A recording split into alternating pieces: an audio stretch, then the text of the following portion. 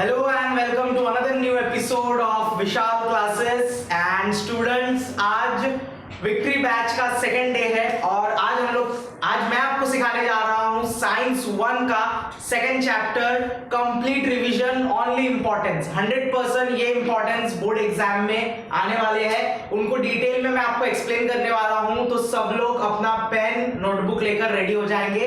This is live lecture, मेरे classes में live हो रहा है, स्टूडेंट्स भी बैठे हुए हैं और जो बच्चे ये क्लास नहीं अटेंड कर पा रहे उनके लिए ये वीडियो रिकॉर्ड किया जा रहा है। ये वीडियो यूट्यूब पे भी आने वाला है, तो आप चैनल को सब्सक्राइब कर दीजिए। अगर आपने हमारे इस प्लेलिस्ट में पिछला वीडियो नहीं देखा है तो मैं आपको बता देना चाहता हूं कि कल से हमारा बैच स्टार्ट हुआ है जिसमें मैंने ग्रेविटेशन चैप्टर के बारे में इंपॉर्टेंस दिया है और पूरा डिटेल में मैंने आपको एक्सप्लेन भी किया है, तो वो वीडियो देख लेना। एंड इसी तरीके से हर रोज बोर्ड एग्जाम्स आने तक मैं सारे लेसन्स के आपको रिवीजन देने वाला हूँ, साइंस 1 साइंस 2। ओके, अगर जरूरत पड़ी तो हम मैथ्स के लेक्चर्स भी रिकॉर्ड करेंगे। डिटेल एक्सप्लेनेशन क्या पेपर में आने वाला है, किस तरीके से आने वाला है, everything will be taught to you through Vishal sir. Okay, so let's start today's class. Vishal classes victory batch 2023 for all the SSC student. Okay, जो ये लेक्चर्स अटेंड कर रहे हैं और प्रॉपर्ली मेरे साथ फॉलो अप करेंगे, मेरी गारंटी है वो बच्चे इस साल 85 प्लस परसेंटेज स्कोर करेंगे। Okay, so let's begin. आज हम लोग कर रहे हैं साइंस 1 का चैप्टर 2। ओके, तो ये कुछ क्वेश्चंस हैं जो कि बहुत ज्यादा इंपॉर्टेंट है, डिटेल में और बहुत सिंपल लैंग्वेज में आपको समझाऊंगा। ओके, स्टार्ट करते हैं। तो पहला क्वेश्चन है, the first question, explain Dobin's law of traits giving one example। डॉबिनियर एक साइंटिस्ट था जिन्होंने ट्राई किया कि वो सारे एलिमेंट्स को अरेंज करेंगे और उनके इस अरेंजमेंट उनके सिस्टम को हम लोग किस नाम से जानते हैं? ट्रेट्स। क्या नाम से जानते हैं स्टूडेंट्स? ट्रेट्स। ओके, ट्रेट्स का मतलब क्या होता है? देखो बहुत सिंपल, उन्होंने क्या किया, ग्रुप ऑफ 3 एलिमेंट्स, उन्होंने तीन एलिमेंट्स का क्या बनाया? ग्रुप बनाया। Each having similar chemical properties were called as traits। उन्होंने तीन एलिमेंट्स का ग्रुप बनाया और ये जो एलिमेंट्स का ग्रुप बनाया उनका केमिकल प्रॉपर्टी क्या था? सेम था। ऐसा तीन का एक ग्रुप क्यों बनाया? व्हाट इज द रीजन कि उन्होंने 3 एलिमेंट्स को ही साथ में लिया? और कौन से 3 एलिमेंट्स को साथ में लिया? तो यहां पे ये ट्रिक चुका हुआ है। He arranged them in increasing order of atomic mass। उसने कैसे अरेंज किया उसको? जितने भी एलिमेंट्स उसने तीन के ग्रुप बनाया उसने सारे अरेंज किए एटॉमिक मास के इंक्रीजिंग, बढ़ते हुए ऑर्डर के हिसाब से। Atomic mass of middle element was approximately equal to the mean of the atomic mass of the other 2 element। मतलब समझो 3 एलिमेंट का ग्रुप बनाते हैं। लिथियम, जिसको हम लोग केमिकली Li के नाम से जानते हैं, जिसका एटॉमिक मास है 6.9। दूसरा एलिमेंट हम लेते हैं सोडियम Na और इसका एटॉमिक मास कितना होता है? 23। और पोटेशियम, जिसको K से रिप्रेजेंट किया जाता है और एटॉमिक मास होता है 39.1। ओके, सो हमारे पास यहाँ पर 3 एलिमेंट है जिसके बारे में मैंने आपको बताया। लिथियम जिसका एटॉमिक मास है 6.9, सोडियम जिसका एटॉमिक मास है 23, पोटेशियम जिसका एटॉमिक मास है 39.1। अब डॉबिनियर ने क्या किया? फर्स्ट और लास्ट वाले को ऐड किया। फर्स्ट और लास्ट वाले को क्या किया? ऐड किया। मतलब लिथियम और पोटेशियम को पहले ऐड करना है, फिर उसका मीन निकालना है। मीन मतलब हम लोग डिवाइड बाय 2 कर देते हैं। देखो यहाँ पर मैंने लिखा है Li प्लस K, उसको किससे डिवाइड कर देंगे? 2 से। ये क्या निकला? आपका मीन निकला। अब इसका जो आंसर आएगा दैट इज 23, ये किसका एटॉमिक मास होगा? मिडल वाले एलिमेंट का। और मिडल में कौन है? सोडियम। सोडियम का एटॉमिक मास कितना होता है? तो देखो 6.9 प्लस 39.1 डिवाइड बाय 2 करोगे तो आंसर आ रहा है 23, जो कि एटॉमिक मास है किसका? सोडियम का। इस तरीके से उसने तीन एलिमेंट्स को एक ब्लॉक में रख के अरेंज किया था, बट वो लास्ट तक सारे एलिमेंट्स को अरेंज नहीं कर पाया था। So this was your answer, explains Dobereiner's law of triads giving one example. हमने एक्सप्लेन भी किया और हमने एग्जांपल भी दिया। ओके, ऐसे अगर आप लिखते हो पूरे मार्क्स से, आपको पूरे मार्क्स, टीचर खुश होके पूरा मार्क्स देगी आपको। ठीक है? Okay, question number 2, another most important question from this chapter, Mendeleev's periodic law. Mendeleev periodic law, आपको एक स्टेटमेंट याद करना है। मेंडेलीव ने सबसे पहले पीरियोडिक टेबल बनाया था, पता है ना आपको? यस, उसने उसके टाइम पे जितने एलिमेंट्स थे उसने बराबर से पीरियोडिक टेबल में प्लेस भी कर दिया था। ओके, तो मेंडलीव का पीरियोडिक लॉ क्या बोलता है? The physical and chemical properties of elements की फिजिकल और केमिकल प्रॉपर्टीज जो है are a periodic function of their atomic masses. मतलब जितने भी एलिमेंट्स उस टाइम पे थे उतने सबके एलिमेंट्स को उसने अरेंज किया। कैसे अरेंज किया? उसने ग्रुप बनाया और उस ग्रुप में जिस एलिमेंट्स को उसने रखा उनके केमिकल और फिजिकल प्रॉपर्टीज सिमिलर थी। और किस तरीके से उसने अरेंज किया? पहले सबसे कम एटॉमिक मास वाले को रखा, फिर उससे थोड़ा बड़ा एटॉमिक मास जिसका है, उसके बाद थोड़ा एटॉमिक बड़ा मास जिसका है। ऐसे करते करते इंक्रीजिंग ऑर्डर में, एटॉमिक मास के इंक्रीजिंग ऑर्डर में मेंडलीव ने उस टाइम पे सारे एलिमेंट्स को अरेंज किया था। बट फिर भी उसके बनाए हुए पीरियोडिक टेबल में बहुत सारे फॉल्ट थे, बहुत सारी कमियां थी जिनको हम लोग डीमेरिट्स बोलते हैं, जिसको सुधारा गया और आगे चल के क्या आया? मॉडर्न पीरियोडिक टेबल, जिसमें सारे एलिमेंट्स बराबर से गेन करते हैं अपना पोजीशन, जिसपे हमारा सेकंड आंसर बनता है।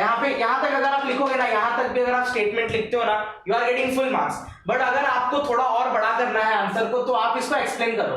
Mendeleev found that elements with similar physical और chemical property repeat after a definite interval. मतलब कुछ समय आने के बाद सारे एलिमेंट्स अपना बिहेवियर क्या करते हैं?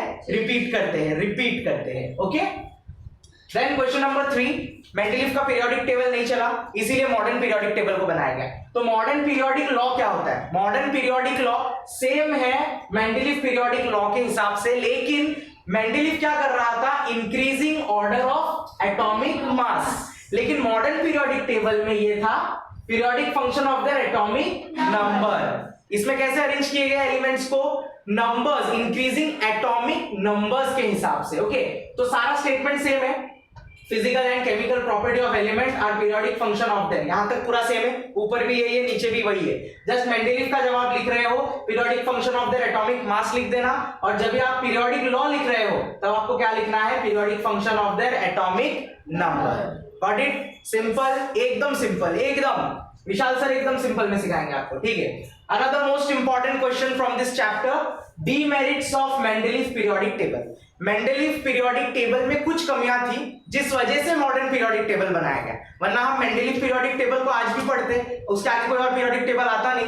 बट कुछ फॉल्ट थी, कुछ कमियां थी, उनको हम लोग बोलते हैं डीमेरिट्स। तो कौन सी कमियां थी, कौन सी डीमेरिट्स थी, मैंने पॉइंट बाय पॉइंट एक्सप्लेन किया है। फर्स्ट, पहला पॉइंट ये है, confusion of sequence of element cobalt and nickel because they were having same atomic mass।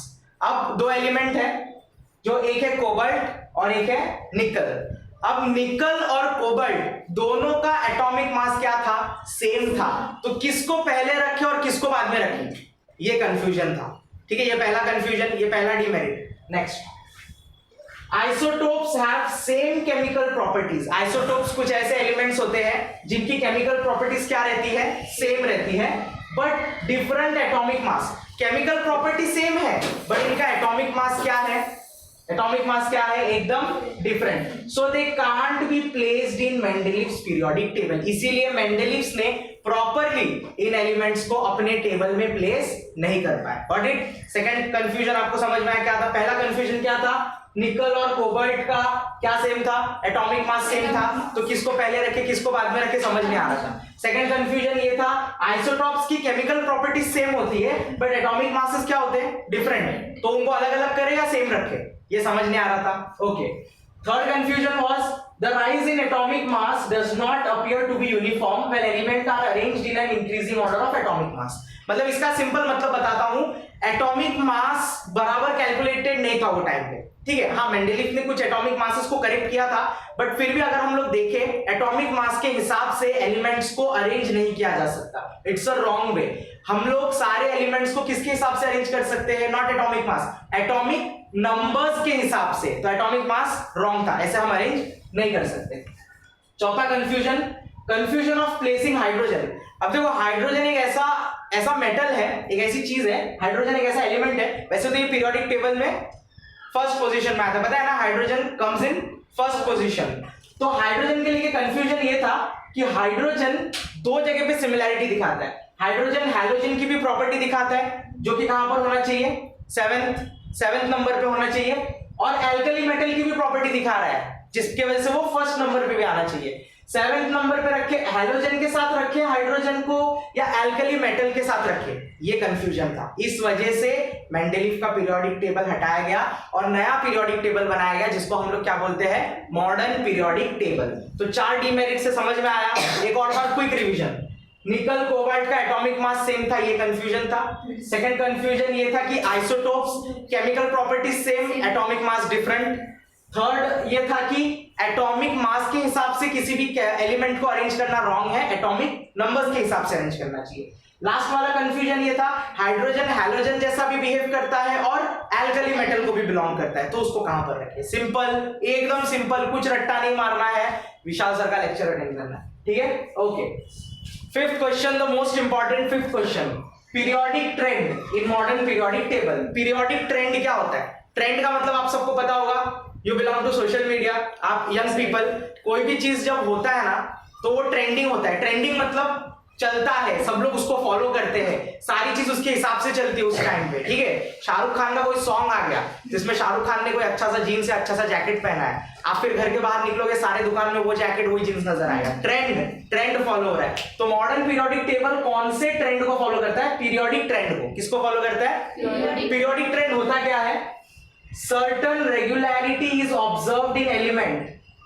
अब जब पीरियोडिक टेबल में हम एलिमेंट्स को लगाते हैं तो एलिमेंट्स की कुछ चीजें बार बार रिपीट होती है, एक पैटर्न बनाती है। तो कौन सी चीजें वो पैटर्न बनाती है? उनकी वैलेंसी वो पैटर्न बनाती है, एटॉमिक साइज में वो पैटर्न देखा जा सकता है, और मेटेलिक और नॉन मेटेलिक कैरेक्टर में वो पैटर्न देखा जा सकता है। और उसी पैटर्न को फॉलो करते हुए सारे एलिमेंट्स को पीरियोडिक टेबल में अरेंज किया गया है। इसी को हम लोग बोलते हैं पीरियोडिक ट्रेंड। क्या बोलते हैं? Periodic trend. Easy, simple, okay.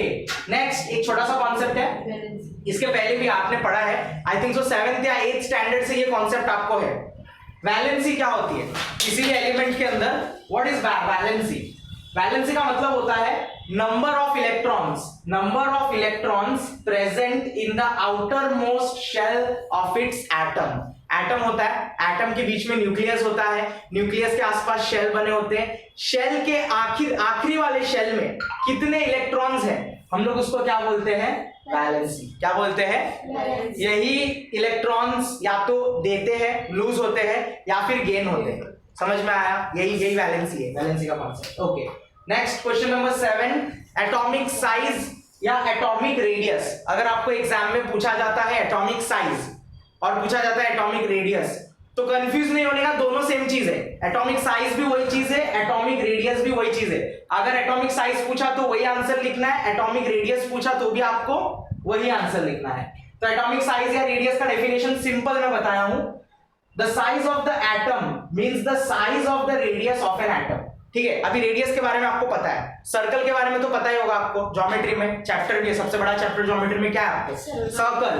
अगर मैं सर्कल बनाता हूं, फॉर एग्जांपल मैंने एक सर्कल बनाया, तो सर्कल बनाने के लिए मेजरमेंट लेना पड़ता है। सर्कल का मेजरमेंट आप किससे लेते हो? सेंटर से लेते हो, सेंटर से राउंडर का नोक रखते हो, पेंसिल वाला पार्ट इधर होता है और फिर सर्कल बन जाता है। तो यहां से लेके यहां तक के डिस्टेंस को क्या बोलते हैं? बोलते हैं कि नहीं? अब समझो ये सर्कल एटम है, सर्कल क्या है?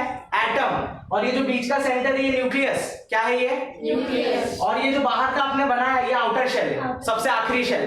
तो ये आखिरी शेल से बीच के न्यूक्लियस तक का डिस्टेंस, इस डिस्टेंस को एटॉमिक रेडियस कहा जाता है। क्या कहा जाता है? और एटॉमिक रेडियस ही उसका एटॉमिक साइज है।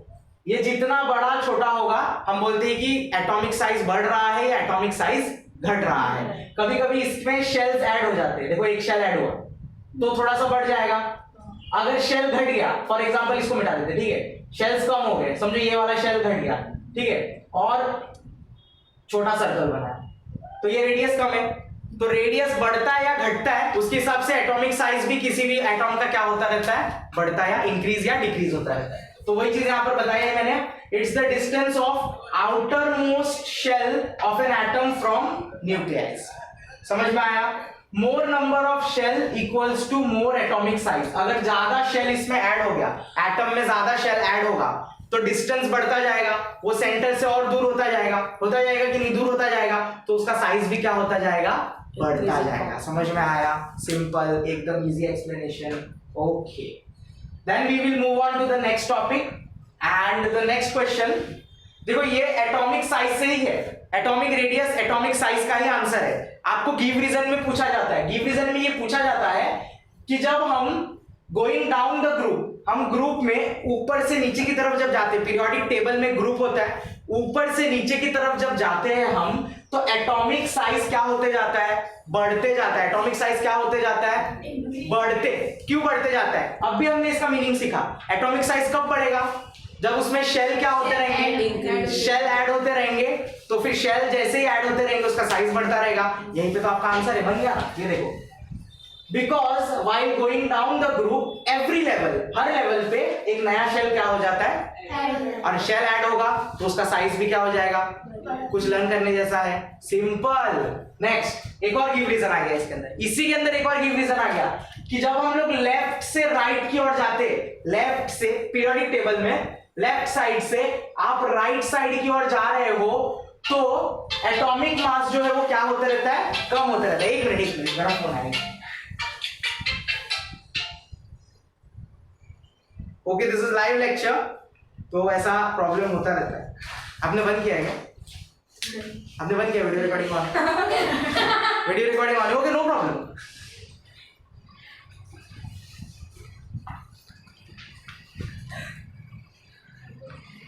ओके, अब मोबाइल का प्रॉब्लम खत्म हो रहा है बिकॉज हम लोग इसको वाइब्रेट मोड में डालेंगे। Yes, it's in vibrate mode. Okay, we will continue with the lectures. Okay, ठीक है। तो देखो मैं बता रहा था कि एटॉमिक साइज का डेफिनेशन पूछा, ये लिख दिया, मार्क्स मिल गए। इसी से दूसरा आंसर है आपका कि डाउन द ग्रुप, आप ऊपर से नीचे जाओगे तो फिर उसका साइज बढ़ता रहता है, वो आंसर भी आपका याद हो गया।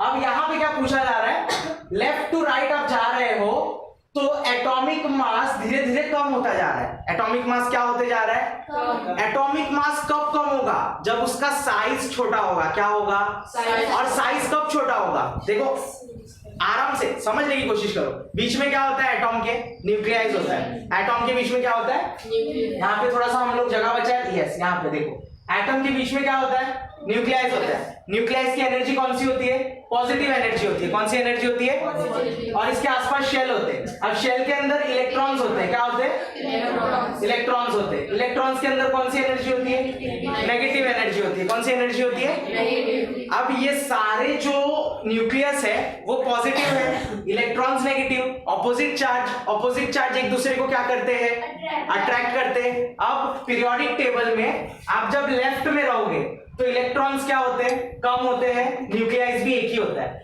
लेकिन जैसे आप लेफ्ट से राइट की ओर बढ़ते जाते हो, हर बार न्यूक्लियस क्या होते जाता है, ऐड होते जाता है, और इलेक्ट्रॉन्स भी क्या होते जाता है, ऐड होते जाता है। सेम शेल में, शेल नहीं बढ़ रहा है, इलेक्ट्रॉन्स ऐड हो रहा है, न्यूक्लियस ऐड हो रहा है, जिस वजह से पॉजिटिव एनर्जी बहुत बढ़ जाती है, नेगेटिव एनर्जी भी बढ़ जाती है।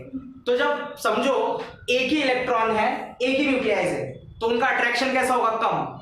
लेकिन जैसे जैसे हम लोग राइट साइड जा रहे हैं, बढ़ते जा रहे हैं ये, तो इनका अट्रैक्शन भी कैसा होगा, ज्यादा। ये ज्यादा एक दूसरे को पुल करेंगे, और पुल करने की वजह से इनका साइज क्या, ये अंदर की तरफ जाते रहेंगे, सिकुड़ते रहेंगे, तो इनका साइज भी क्या होता रहेगा, छोटा होता रहेगा। समझ में आया अभी आपको कि हम लोग अगर लेफ्ट से राइट की ओर जाते हैं तो पीरियोडिक टेबल में एटॉमिक मास जो है वो क्या होते जाता है, कम होते जाता है। एटॉमिक मास कम होते जाता है, वो सिकुड़ता जाता है। Okay, because atomic number goes on increasing and positive charge also increase. On the other hand, electrons get added. Electrons इनके अंदर क्या हो जाते हैं, बढ़ जाते हैं, and positive charge also increase. On the other hand, electron get added outermost shell. Due to this, attraction between opposite charge increase.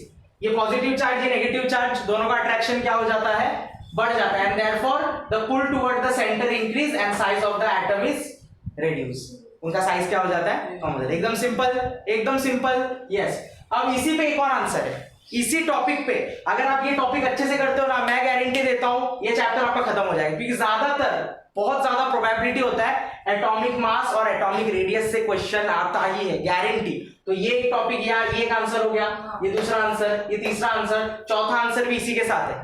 देखो जब हम लोग लेफ्ट टू राइट जा रहे हैं तो इलेक्ट्रॉन्स ऐड हो रहे हैं, इलेक्ट्रॉन्स क्या हो रहे हैं, और गेन कौन करता है, मेटल या नॉन मेटल, नॉन मेटल्स क्या करते हैं? गेन करते हैं। नॉन मेटल्स क्या करते हैं? हमेशा याद रखना, सिंपल। विशाल सर आपको समझा रहे हैं, कोई टीचर इतना सिंपल में नहीं समझाएगा। मेटल्स का सबसे मेन कैरेक्टरिस्टिक होता है वो इलेक्ट्रॉन्स लूज करता है। क्या करता है? आउटर मोस्ट शेल से इलेक्ट्रॉन्स को लूज कर देता है, मतलब दे देता है, डोनेट कर देता है। और नॉन मेटल की प्रॉपर्टी होती है वो इलेक्ट्रॉन्स को क्या करता है? गेन करता है। तो आप जरा सोचो, आप लेफ्ट से राइट में जा रहे हो, ऊपर ही मैंने बताया लेफ्ट से राइट में जा रहे हो, इलेक्ट्रॉन्स गेन हो रहे हैं या लूज हो रहे हैं? इलेक्ट्रॉन्स गेन हो रहे हैं, मतलब आ रहे हैं। और गेन करने की प्रॉपर्टी किसकी है? मेटल या नॉन मेटल की? नॉन मेटल की प्रॉपर्टी है गेन करने की। इसीलिए as moving from left to right, pull of nuclei is increase and therefore behaves like atom to lose the electron goes on decreasing। मतलब इलेक्ट्रॉन लूज होना धीरे धीरे क्या हो जाता है? बंद हो जाता है, बिकॉज वो अपनी तरफ सबको क्या कर लेता है? पुल कर लेता है। इसी वजह से metallic character goes on decreasing. इसीलिए सारे मेटल्स, स्टार्टिंग में मेटल्स रहते हैं क्योंकि वो डोनेट करते हैं, लेकिन इधर जाते जाते क्या कर रहे हैं? गेन कर रहे हैं। तो वो मेटेलिक कैरेक्टर को धीरे धीरे क्या करते जाते हैं? कम करते जाते हैं, और वो लास्ट तक जाते जाते क्या बन जाते? नॉन मेटल्स बन जाते। क्या बन जाते? मतलब पीरियोडिक टेबल के लेफ्ट साइड में सारा क्या मिलेगा आपको? लेफ्ट साइड में सारा क्या मिलेगा? मेटल मिलेगा। और जैसा आप राइट साइड जाते जाओगे, राइट साइड में क्या आता जाएगा? Non metals. अच्छा, मेटल्स और नॉन मेटल्स के बीच का एक और एलिमेंट होता है, व्हाट वी से? मेटलॉइड्स। याद रखना, क्या बोलते हैं उसको? मेटलॉइड्स। ओके, सिंपल, एकदम easy. Okay, we are moving on to the next question. What is electronic configuration? What is electronic configuration? Electronic configuration होता क्या है? ठीक है, it describes how electrons are distributed in its atomic orbital। यहां पे देखो diagram बना है। हाँ, एटम होता है, क्या होता है? एटम होता है। एटम के बीचों बीच क्या होता है? न्यूक्लियस होता है। न्यूक्लियस के बाजू में क्या होता है? शेल होता है। शेल्स के अंदर क्या रहते हैं? इलेक्ट्रॉन्स रहते हैं। इसी अरेंजमेंट को हम लोग क्या बोलते हैं? Electronic configuration. क्या बोलते हैं? Every atom has a nucleus and shell. Inside the shells there are number of electron. The placement of electron inside the shell and having nuclei is known as electronic configuration। electronic configuration को calculate करना है तो shell के हिसाब से कैसे calculate करते हैं? KLMN, ये किसके नाम है? शेल के नाम है। किसके नाम है? शेल के नाम है। N, K को दे देते हैं 1, L को 2, M को 3, N को 4। फॉर्मूला क्या होता है? 2n²। क्या होता है? तो यहीं पे सॉल्व करके बता रहा हूं आपको। फॉर्मूला क्या है स्टूडेंट्स? 2n का स्क्वायर। बीच में क्या है? मल्टीप्लीकेशन। बीच में क्या है? अब देखो फॉर्मूला लगाओ। k शेल के लिए 2 हमेशा कॉमन रहेगा। n की जगह पर कितना लगाओगे? n की जगह पर 1 लगाओगे। अच्छा बताओ 1 का स्क्वायर क्या होता है? 1 1 जा 1, तो 2 into 1, 2 1 जा 2, ये देखो आया 2, राइट। अब देखो 2 का स्क्वायर, L के लिए क्या है? 2, तो 2 का स्क्वायर क्या होता है? 2 2 जा 4, और 4 को 2 से मल्टीप्लाई करेंगे तो 4 2 जा 8। समझ में आया? हाँ। फिर 3 3 जा 9, 9 2 जा 18, इसीलिए 18 आ रहा है। 4 4 जा 16, 16 2 जा 32। समझ में आया कैसे फिलअप होता है शेल्स? पक्का। इसको हम लोग इलेक्ट्रॉनिक कॉन्फ़िगरेशन बोलते हैं। क्या बोलते हैं? Electronic configuration. ठीक है, इसको मिटाएंगे 1 मिनट। अच्छा, अगर आपको वीडियो में कुछ नजर नहीं आ रहा है, वीडियो में अगर इसमें से कोई भी टॉपिक क्लियर दिख नहीं रहा है, डोंट वरी, वीडियो रिकॉर्ड होने के बाद ये सारा सब कुछ मैं पीडीएफ फॉर्म में आपको प्रोवाइड कर दूंगा हमारे ऑफिशियल वेबसाइट पे। ऑफिशियल वेबसाइट का लिंक आपको वीडियो के नीचे डिस्क्रिप्शन में मिल जाएगा, vishaleclasses.blogspot.com। उसमें स्क्रॉल करना, ऊपर ही हमारा विक्ट्री बैच का आपको हेडिंग दिख जाएगा और नीचे ग्रीन बटन दिखेगा। ठीक है, तो उस पर क्लिक कर लेना। सारा वीडियो, इसके पहले की भी वीडियो और भी जो भी 10th स्टैंडर्ड से रिलेटेड वीडियोस, स्टडी मटेरियल जो भी कुछ है वो आपको वहीं पर मिल जाएगा। Okay, so we will continue. Just अभी आप एक्सप्लेनेशन को समझो। ओके, और जो हमारे पास फिजिकली बैठे हैं, अगर आपका लिख के नहीं हुआ है, फिजिकली जो भी बैठे अगर आपका लिख कर नहीं हुआ है, इसके बाद आपको टाइम मिलेगा, आप आराम से लिख सकते हो। आप एक्सप्लेनेशन वाला पार्ट आराम से समझो। ओके, ठीक है। इलेक्ट्रॉनिक कॉन्फ़िगरेशन हो गया है। Now we are having question number 9, transition element. Problem बोलिए।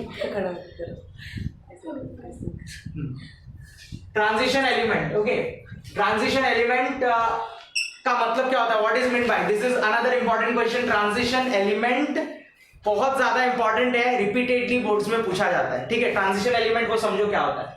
All elements belonging to group 3 to 12, group 3 to 12 के बीच में जो एलिमेंट्स होते हैं उनको हम लोग क्या बोलते हैं, transition element. Second point, they have similar chemical and physical property, इसीलिए तो उनको साथ में रखा है। They are called transition element. उनको ट्रांजिशन बोलने का क्या रीजन है, because they are placed between most reactive metals and non metals. उनको ट्रांजिशन एलिमेंट क्यों बोलते हैं, उनके दोनों बाजू, एक बाजू हाईएस्ट रिएक्टिव मेटल्स होते हैं और दूसरे बाजू हाईएस्ट रिएक्टिव नॉन मेटल्स होते हैं, और बीच में उनको रखा गया, इसीलिए उनको क्या बोलते हैं हम लोग, ट्रांजिशन एलिमेंट। क्या बोलते हैं, transition element. Next question, what is alkali metal, क्या है एल्कली मेटल, मोस्ट इंपॉर्टेंट, ये हाइड्रोजन वाले कॉन्सेप्ट में भी था, हाइड्रोजन की प्रॉपर्टी एल्कली मेटल की, बट एल्कली मेटल होता क्या है, ठीक है। एल्कली मेटल बिलोंग्स टू देखो, एल्कली मेटल किसको बिलोंग करता है, एस ब्लॉक। कौन से ब्लॉक को, S block. They have more tendency to lose electron, ये इलेक्ट्रॉन्स क्या करते हैं, लूज करते हैं तभी तो वो मेटल है, लूज करते हैं तभी तो वो मेटल है। More reactive element on earth, ये सबसे ज्यादा रिएक्टिव एलिमेंट है, okay. Even react with water, ये सिर्फ पानी के साथ भी रिएक्शन स्टार्ट कर देते हैं, ये इतने रिएक्टिव होते हैं। ऑन रिएक्शन फॉर्म्स बेसिस, ठीक है, यहाँ पे बेसिस लिखा है मैंने, यहाँ पे बेसिस आएगा। एसिड बेसिस पता है आपको, रिएक्शन किया जाता है तो ये एसिड नहीं फॉर्म करता है, ये क्या फॉर्म करता है, बेस फॉर्म करता है, यूज्ड टू न्यूट्रलाइज एसिड। जहां पे एसिड की क्वांटिटी ज्यादा हो जाती है उसको न्यूट्रलाइज करने के लिए किसका यूज किया जाता है, एल्कली मेटल का, बिकॉज इसके साथ रिएक्शन कराने पे क्या फॉर्म हो रहा है, बेसिस फॉर्म हो रहा है। क्या फॉर्म हो रहा है, मेडिसिन, अलग अलग इंडस्ट्री में एल्कली मेटल्स का यूज किया जाता है, okay. Then another important question is halogens. What are halogens, halogens क्या होते हैं, the perfect definition of halogen. सबसे पहली बात तो halogen are non metal and they are very reactive. Halogens क्या होते हैं, non metals, very reactive. On chemical reaction they form salts, इतना याद कर लो। जब भी उसके साथ कोई भी केमिकल रिएक्शन होता है ना, तो क्या बनाते हैं, सॉल्ट बनाते हैं, हाईली रिएक्टिव होते हैं और नॉन मेटल्स होते हैं। बस खत्म हैलोजन के बारे में इतना, ठीक है, okay. Now next is noble gases. क्या है, what are noble gases. Noble gas बोलते क्यों है इनको, नॉर्मल गैस क्यों नहीं बोलते। Noble gas is also known as inert gases. क्या बोला जाता है इनको, इनका दूसरा नाम है inert gases. They belong to group 18। ये कौन से ग्रुप को बिलोंग करते हैं, group 18। They are always in gaseous state, ये हमेशा कौन से स्टेट में पाए जाते हैं, गैसियस स्टेट में पाए जाते हैं। They have stable electronic configuration, इनका पूरा इलेक्ट्रॉनिक कॉन्फ़िगरेशन क्या रहता है, स्टेबल, ना ही गेन करते ना ही लूज करते, ये अपने आप में ही क्या है, सेटिस्फाइड है, ना इनको लेना है किसी से ना इनको देना है, mind their own business, they mind their own business. इसलिए इनको क्या कहा जाता है, नोबल गैस। जो इंसान अपना बिजनेस माइंड करता है, दूसरे के काम में टांग नहीं अड़ाता, क्या बोलते हैं हम उनको, this is a Nobel person, yes, ये नोबल इंसान है। वैसे ही ये गैस का किसी से लेना देना नहीं है, दे आर इलेक्ट्रॉनिकली स्टेबल, ठीक है, इसीलिए इनको क्या बोलते हैं हम लोग, नोबल गैस। क्या बोलते हैं, noble gas. They do not react with other element, इनको फर्क नहीं पड़ता, ठीक है, ये किसी के साथ रिएक्ट नहीं करते, ठीक है।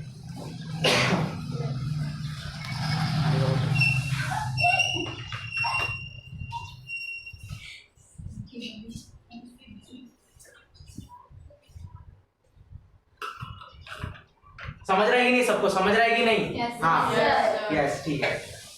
Question number 13, lanthanides and actinides. क्या है ये, लैंथेनाइट्स एंड एक्टिनाइट्स। अगर आप मॉडर्न पीरियोडिक टेबल का डायग्राम देखोगे टेक्स्ट बुक में, what is the page number student of the textbook, 23, page number 23। जो लोग टेक्स्ट बुक खोलकर बैठे और वीडियो देख रहे हैं, page number 23, modern periodic table. Modern periodic table के नीचे एक एफ ब्लॉक है, अलग से एक एफ ब्लॉक है जिसमें दो सीरीज है, उन दोनों सीरीज को हम लोग क्या बोलते हैं, लैंथेनाइट और actinide. They are the series of element present below the modern periodic table in F block. अब actinides are radioactive element, इनके अंदर से क्या निकलता रहता है, रेडिएशन निकलता रहता है। इनको आप घर में या लैब में नहीं रख सकते, ये कभी भी स्कूल के लैब में आपको नहीं मिलेंगे। ये ऊपर के जितने भी एलिमेंट्स की मैं बात कर रहा हूँ, ये सारे एलिमेंट्स आपको मिल जाएंगे, लेकिन ये एलिमेंट्स नहीं मिलेंगे बिकॉज इनके अंदर से क्या निकलता रहता है कंटिन्यूसली। इनको रखने के लिए स्पेशल कंटेनर, स्पेशल जगह चाहिए रहती है, वरना इसके साथ आप ज्यादा टाइम स्पेंड करोगे, आपके इंटरनल ऑर्गन्स में कुछ ना कुछ प्रॉब्लम हो जाएगा, बिकॉज इनके अंदर से क्या निकल रहा है, रेडिएशन निकल रहा है। तो एक्टिनाइट्स में से रेडिएशन निकलता है, they are radioactive element. Lanthanides को कहां पे यूज किया जाता है? Optical devices, night vision goggles आते हैं, पता है, रात को देखने वाले ब्लू कलर के लेंसेज आते हैं, तो उसमें इसका यूज किया जाता है। किसका? लैंथेनाइड्स का। समझ में आया आपको? ओके, बहुत ज्यादा एक्स्ट्रा इंफॉर्मेशन भी यहाँ पर मैंने इंक्लूड किया है।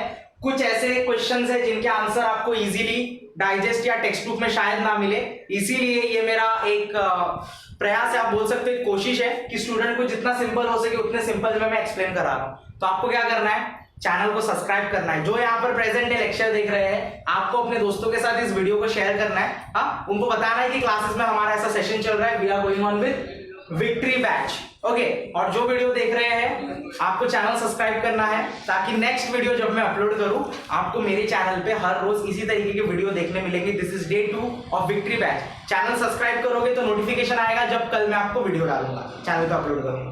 ओके, क्लासेस के बारे में ज्यादा इंफॉर्मेशन चाहिए तो वीडियो के नीचे डिस्क्रिप्शन में क्लासेस का सारा डिटेल इंफॉर्मेशन मालूम है। 11th स्टैंडर्ड के लिए आप हमारा क्लासेस ज्वाइन कर सकते हो, इट्स इन नालासोपारा। अगर नहीं कर पा रहे हो, डोंट वरी, ऑनलाइन आपको लेक्चर्स यूट्यूब चैनल पे इसी तरीके से विशाल सर प्रोवाइड करा करेंगे। Thank you.